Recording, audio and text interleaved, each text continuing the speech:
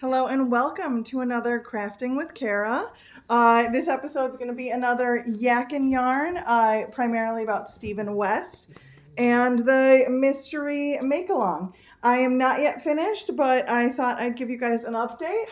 As you can tell, Mahogany's here on the couch with me, and I have Ginger here too. Ginger, you want to come in frame? I'll show her off once Mahogany gets off my arm, so that way I can swing the camera around. Or can you scrunch up? Yeah, we don't need to get all fighty though. There we go. Pets for everybody. Yeah. So, excuse me. Stephen West has officially posted all four clues of the Stephen West Mystery MusiKAL, and I am going a bit rogue on this last clue. So I'm going to tell you all about what I'm going to be doing. But I will be showing clues 1 through 3. So if you don't want to see those, then you can turn away.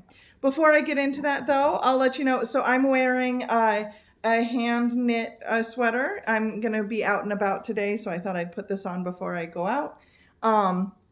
Because it's nice and chilly out, so I'm gonna wear this when I go out. Hi.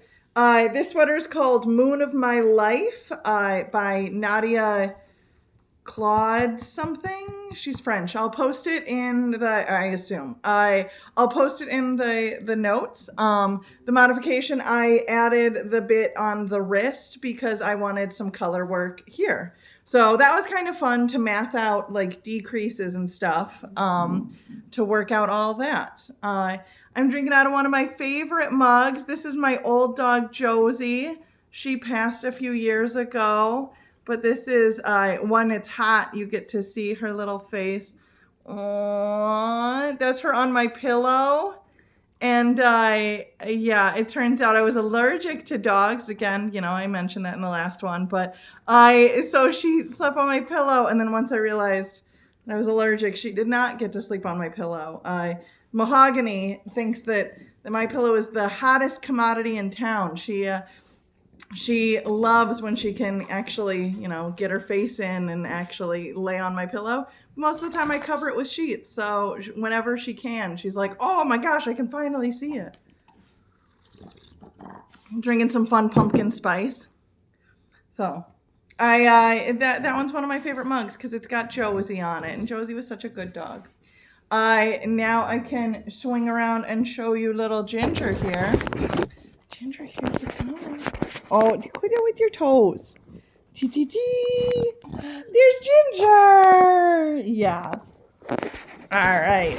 Now onto the yarn content. That's what you guys are, Some of you guys are here for both, which is exciting because it's obviously two things I love. But some of you guys are just here for yarn. So let's focus on the good stuff. Mahogany, we did Kong. Kong all done. We did it before. Yeah, we did it before. So like I said, now I'm going to show my shawl. So if you do not want to see anything, then have a great day. Enjoy yourself. All right. So this is my color palette, as we recall. I did finish section 3. So I'll be showing that off. Here we go. We've got the first and second part of section 3. And then because I wanted some extra depth to my blanket, I decided to add these triangle wedges. So last we talked, I think the triangle wedges were just on like the yellow section. And so now I've got these. As mentioned, I pictured them being kind of like pizza pie slice wedges, like real actual triangles. And then once I was making it, I realized that the whole thing's going to make a triangle and that each shape is going to kind of make one slice of that. So I'll show that.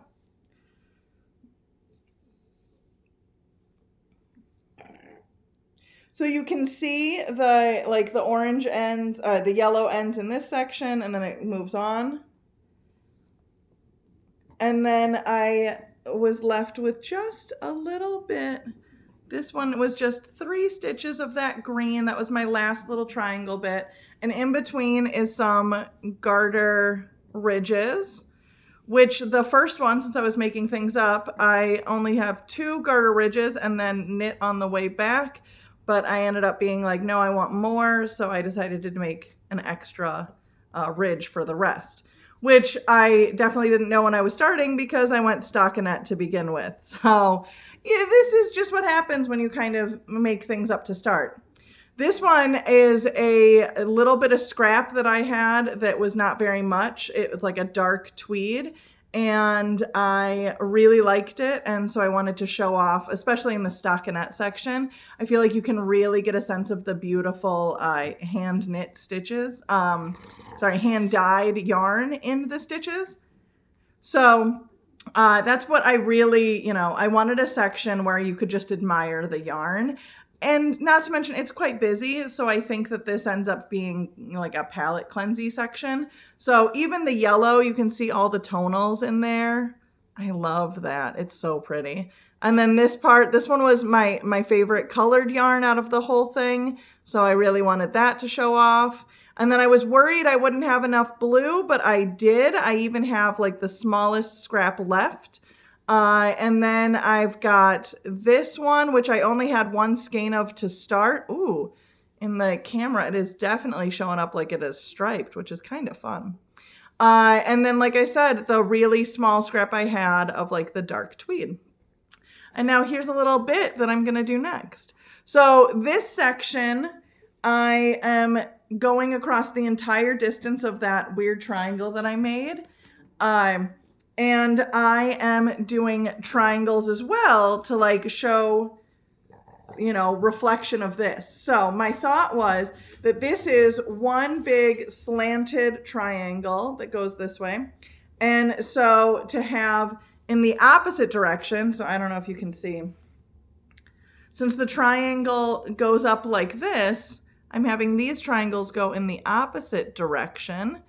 And it's all thanks to, I went to my yarn store to get more yarn. As I mentioned, I was running out of blue. I was running out of a bunch of other colors. So I went to go get some more, color matching in person. And she had this, which is Painting Shawls by Stephen West.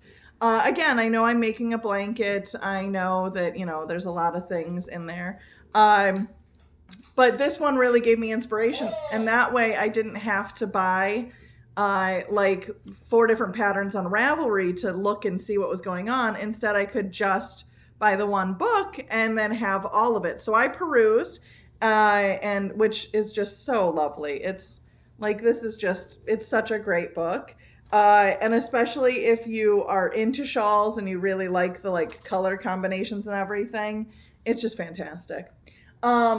So what I found that I really liked was this section, Painting Triangles. Here, I'll just get the pictures. So Painting Triangles has those little triangles. I think if you were to make it per the pattern exactly, they would be isosceles triangles, kind of like these, where it would, decrease and increase perfectly. I'm doing a hard slant, like a right angled triangle. Math terms, fun. Because again, the shape that I was making with these have a hard right angle, right? It starts here and then it just grows from there and ends here. So I wanted, to have one straight line on the side, making it a right triangle. So you can see that I'm doing that here. Maybe it's a little hard to tell right now, but these 3 are all in the same column, and then it's going to grow from here. It's going to get to 5 stitches, and then I'm going to switch the colors. So right now the background's green and the triangles are yellow.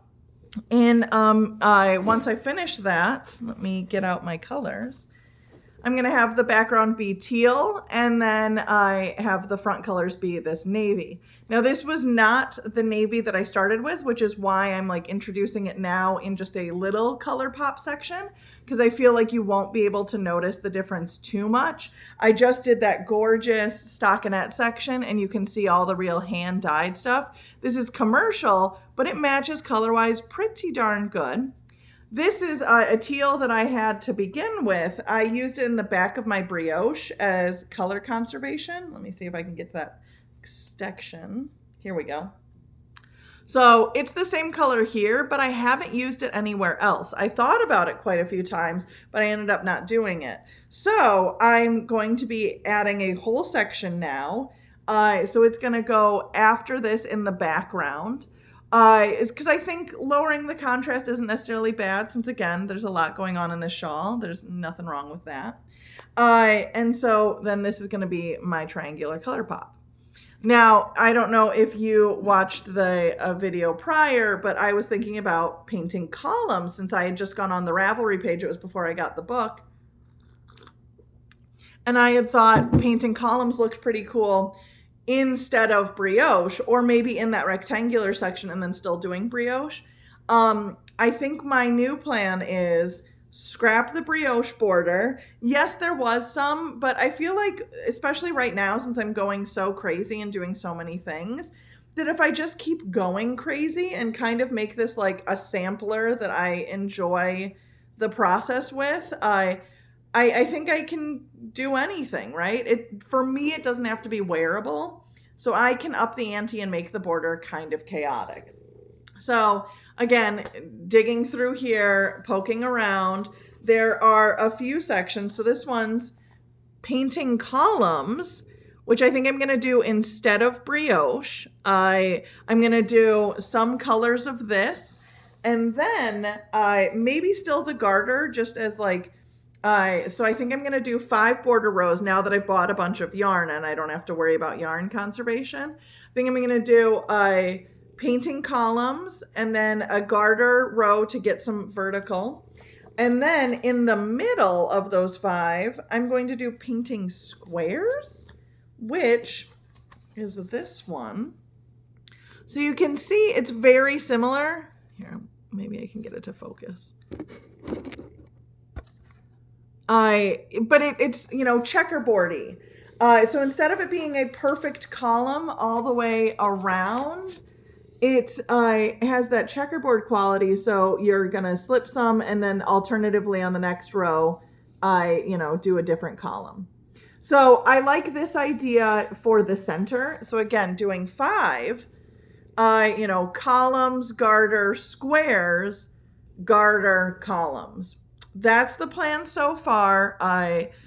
But I'm not locked into anything. If I end up not liking the process of columns, then maybe I'll just do columns for one, garter, and then squares. And if I want more length, doing another garter and ending it there. The sane person in me could do a swatch, figure out what I like, sort it out, and then dive into the gigantic thing. That's not the way I'm going to do it. Thinking ahead, no, I'll just draw a sketch and work it out. So now I'm going to show you all the stuff that is going on. So here we've got our big swoopies. I like that my triangles that I just created kind of give a nod to this while being in stockinette and again showing off that color, as well as on that side having the geometric shapes, whereas here it's all the swoopy. It feels very much like left brain, right brain kind of thing to me, because one side's very squiggly and the other side's very like 90 degrees. But this is where I'm merging it, because just like the basket weave, I went a little bit into the squiggly bits, but not for very long. I'm doing the same thing with the yellow. I went just a little bit further again, and now this is the peak of that hill. So the rectangle that I'm doing is, again, it's not going to be a triangle. It's going to be a straight line, no angles, no wrap and turns. So the one thing that I'm doing is every time I get close, there is in fact a wrap and turn because I'm changing it mid-row. So I'll get here and then I get to my stitch marker, which is a little Bears Go Chicago Bears stitch marker from Miss Pearl. I'll knit 2 together, but because I want it to increase in this gap, I'll then make another increase after, so I'll knit 2 together on the way towards, just combining those two. And then as soon as I go the other way, I make one. So that way I'm filling that space. And I hope that like gap will fill up, because down here, yeah, if I add one and then I add one and I add one, I assume it's going to, yeah, to fill that triangular space in my mind, right? Because otherwise here, let's see. So yeah, if I didn't do any increases, it would want to be like going straight, and so then it would pull it, and then on the edge it would pull this way. So to avoid that, without adding increases on this edge, I'm just increasing here. Again, there's no wrong answers, and it's all just kind of making up as I go. I'm hoping to get to this stitch marker because that's where I just arbitrarily decided the top of the hill was. Doing the math, I think I'll get to like 28 stitches, and I actually want it to get further, so I might end up doing a third section of these triangles. We'll see. Again, no rules. It's fine. So just to show off, there's the top of the hill. Then I've got this. Pardon that. So then this is at an angle, but these are going to stay a rectangle. Can you stop? It's okay. An alarm went off. Yeah, but it's okay. It's okay. Thank you. So these are at a slant, and this is just a rectangle without any increases or decreases, but because it's on a slant, it's going to end up looking like that. So you can see I'm mid-stitch, and then, or mid-row, and then there goes the end. So that's what is going on so far. And underneath is all this and the Harlequin until we get back to the scallops. So it's definitely adding. This did what I wanted it to, which is add length. I then sprawled it all out, and I, figured out I still want just a little bit more length, and then I'm going to do the border everywhere, and that's going to be a lot of stitches, but that's good with me because I like it. I think most of this is ending up being, pretty process knitty, pretty TV watching and stuff. There are a few moments where I have to stop and really get out the math and figure out everything, but that's not too often. And so, yeah, I'm definitely loving this. I am feeling so creative being able to just kind of make things up and have no wrong answers. It's kind of making me want to like think about designing patterns and stuff. I know I like really loud and exciting things, and I think it's fun if you can offer more than just like basic hats and stuff like that. So I don't know. I'm kind of excited, because I usually make modifications to the things I made. Like I said, like this didn't exist in the pattern. I'm pretty sure, oh no, I didn't add it at the bottom. So yeah, we'll see. I know I like cardigans, but I don't know how to how to pattern things to make different sizes. We'll see. But yeah, it's just really inspiring me. I'm really excited about it because I'm enjoying the process. I'm loving the creativity. I'm having a really good time. This has been a super fun book. And now I'm like playing with colors even more than before. It's fun. I'm very excited. So it's nice to make something that you don't have to worry if it's wearable, because you're just going to wrap yourself in it. So I am super excited about it. Let me know how you're doing, whether or not your brioche, if you're doing the brioche border or if you're doing the garter border. I haven't seen too many people doing both, but I feel like that seems like get some vertical and some horizontal stripes. But again, who knows? So I'm absolutely loving this. The one thing though is now it's too big. I can't bring it to work. I can't bring it on the train. Like I'm gonna need, take and go projects, even though this is pretty easy to knit on. The physical size of it, I've already upgraded, to one big bag. I've got a bigger bag. This used to be my bag, and now it's filled with the yarn I'm gonna use later. which includes these guys. Like, that's a pretty color. This one I bought. I know that one's not like part of my original 4, but isn't it so pretty? And then I think I got another blue as well, not a navy.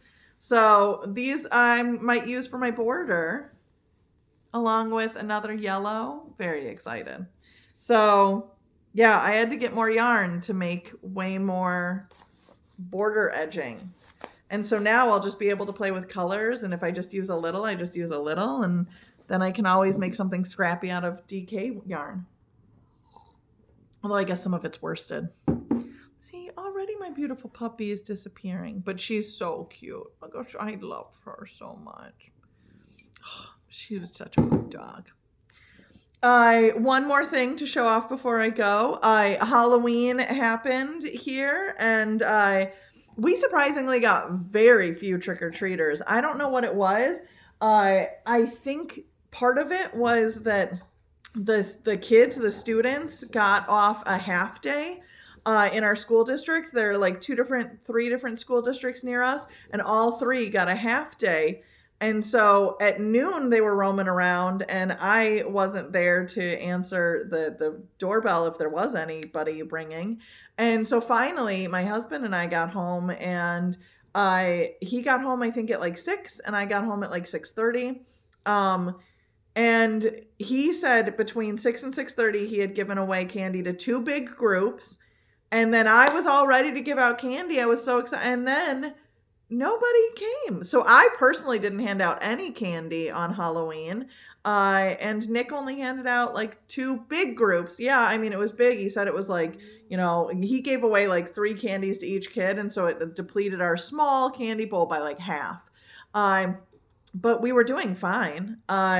So yeah, we definitely, at one point he even was like, do I need to buy more candy? And I was like, no, I think we're doing okay. We also have like, some backup stuff just in case we run out, like fortune cookies and things like that. Like real bottom of the barrel. But if you're still trick-or-treating at 9 p.m., then I don't feel bad giving you, we have nothing left. Here's a fortune cookie.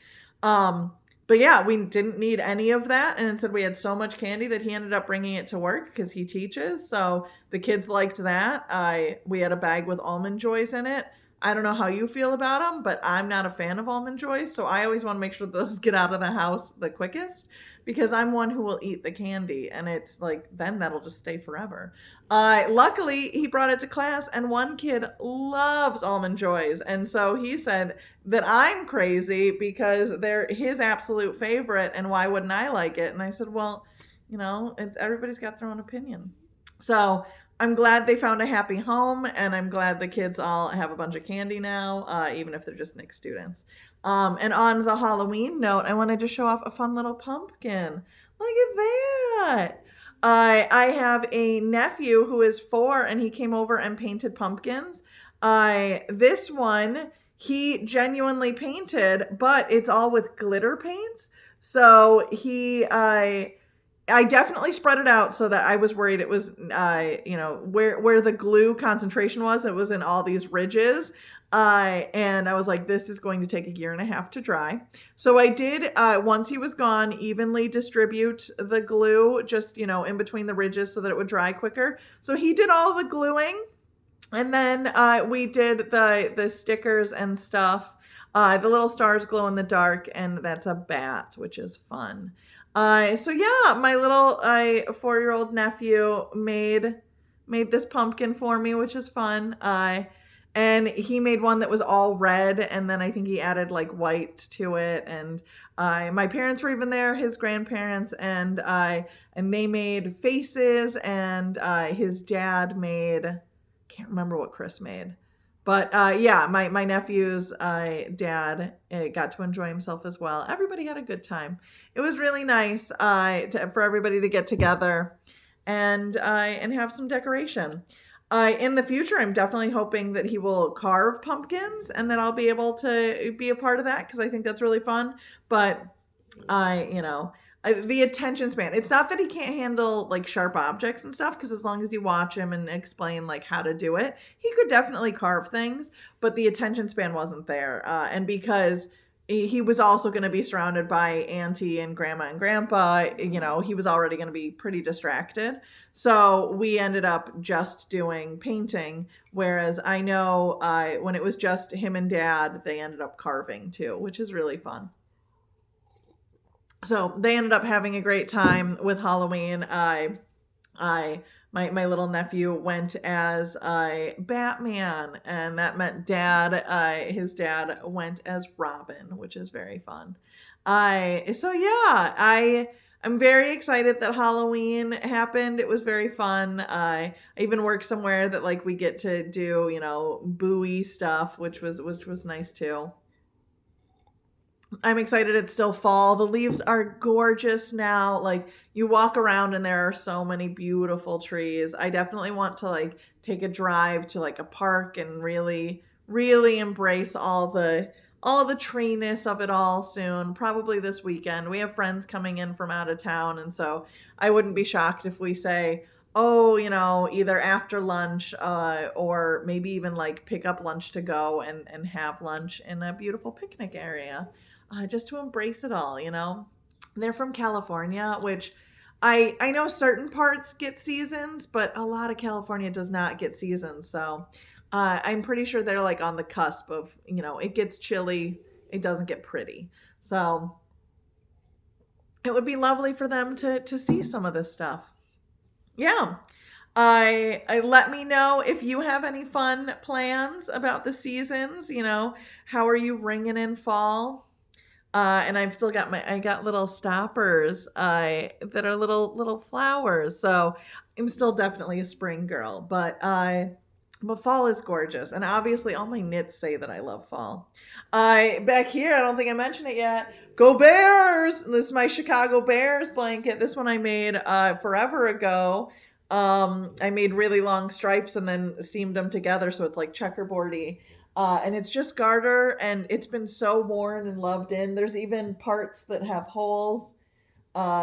Which where oh, there's a spot you can see that like that they ran out of the navy because a decade later when I went to go get this exact color, it didn't exist, and so I had to get a different color. There's even some spot where Josie, the old dog, the one from the mug, she shoved her whole nose in and made a hole, and boy, I had darned a few things before, but I'd never darned something so big. Let me see if I can find the spot. It is not a pretty job. It does the job, though. There we go. Yeah, look at that. Oh, she was such a dumb dog. I loved her so much. So yeah, there was like a treat on the other side, and she just went through instead of around. So yeah, I hadn't done darning that was garter before either. And I just knew I wanted it not to fall apart. So it was definitely efficiency over prettiness. So look at that.